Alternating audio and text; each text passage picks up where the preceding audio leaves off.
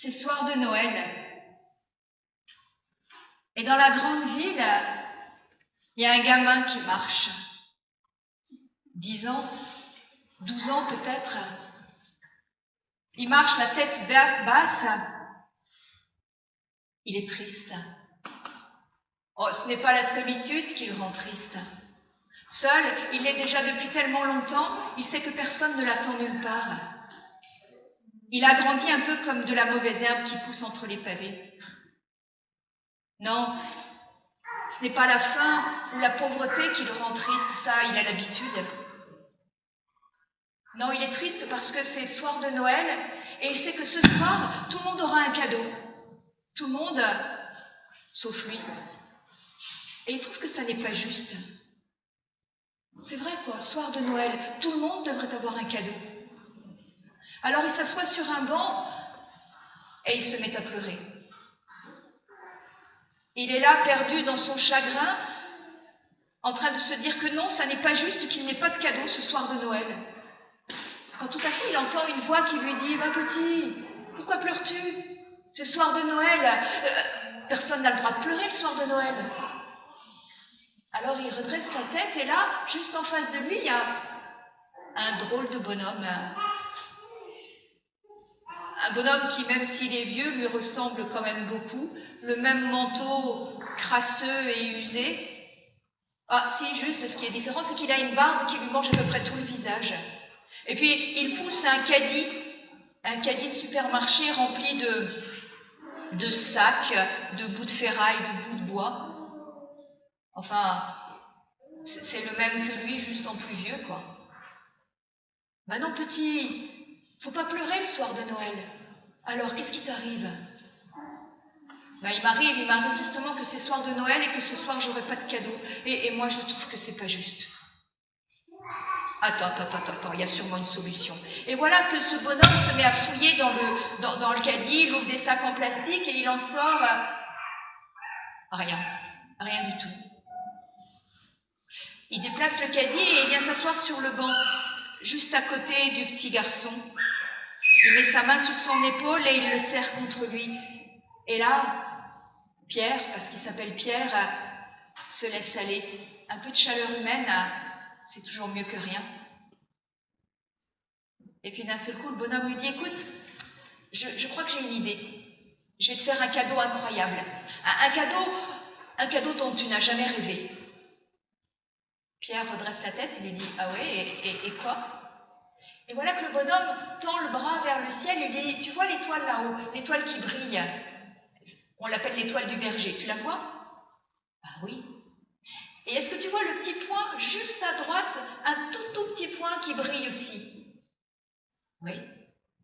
Eh bien, ce petit point qui brille, c'est l'astéroïde numéro 253.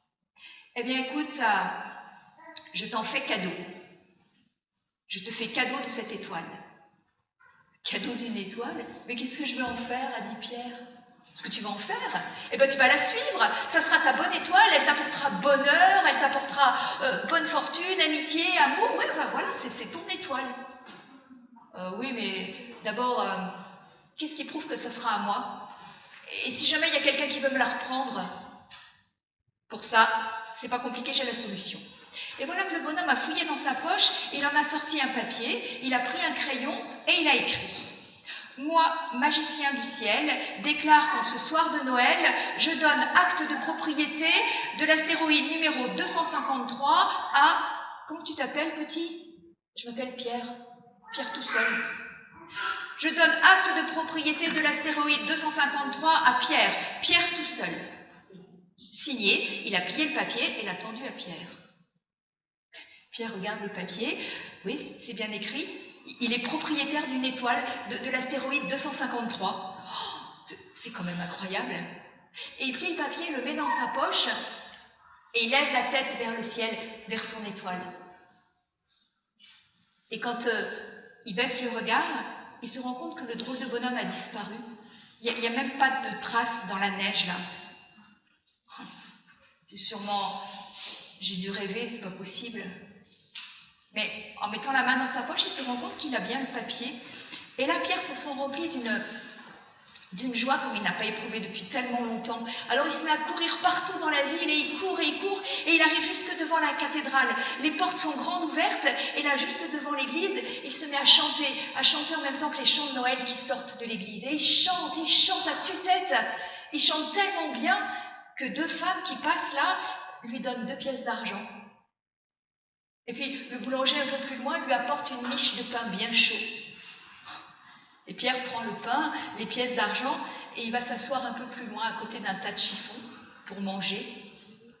Et pendant qu'il rompt le pain, il y a une odeur de pain frais qui envahit tout l'espace. Et le tas de chiffons à côté de lui se met à bouger. C'est pas un tas de chiffons, c'est juste une petite fille qui s'était glissée sous les chiffons pour essayer de se réchauffer. Et lorsque Pierre la voit, il lui donne la moitié de son pain. Elle le regarde et elle fait à peine l'ombre de la moitié d'un quart de sourire. Et Pierre, qui se sent tellement heureux, il voudrait que tout le monde soit heureux aussi, alors il file acheter des sucres d'orge avec les 2 pièces d'argent qu'il avait. Et il les donne à la petite fille. Elle les prend et remercie là avec la moitié d'un sourire. Et Pierre voudrait tellement qu'il y ait un sourire qui éclaire le visage de cette petite fille qui lui dit « Écoute, je vais te faire un cadeau incroyable, un cadeau dont tu n'as jamais rêvé. » Ah oui? Et quoi donc a fait la petite fille? Et là, Pierre, de tendre le doigt vers le ciel, lui dit « Tu vois là, l'étoile qui brille, c'est l'étoile du berger. Et juste à côté, il y a un petit point. Et bien, c'est l'astéroïde 253. Et c'est moi le propriétaire. » La petite fille le regarde, lui dit « Bon, n'importe quoi. » Mais si, regarde, et il sort le papier, il lui montre l'acte de propriété. Alors écoute, si tu me donnes un sourire, eh ben moi je te donne la moitié de mon étoile. Alors moi je garde celle qui est du côté de l'étoile du berger et je te donne l'autre moitié. Et à ce moment-là, un sourire a illuminé le visage de cette petite fille. Elle a tendu la main, elle a pris la main de Pierre et tous les deux ils se sont mis en route sur le chemin, en route vers leur bonne étoile.